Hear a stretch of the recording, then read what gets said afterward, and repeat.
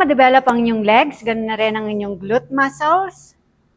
For today's video, i-share ko sa inyo ang isa sa paborito kong exercises para sa ating legs, ganun na rin sa ating glutes, at may engage na rin ang ating hamstrings at ang ating abs or ang ating abdominal muscles. So, kailangan natin ng bench or a chair na hindi tataas sa ating tuhod para malaman natin ang distance ng ating paa. Stretch out your legs.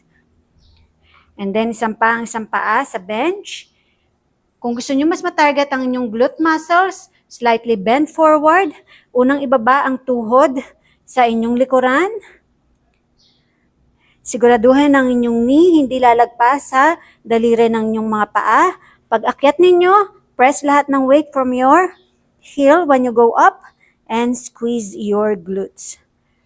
Again, slightly bend forward, baba ang tuhod sa likuran, ang knee hindi lalagpas sa daliri ng mga paa, lahat ng weight, press against the floor, kunin sa inyong heel, and go up.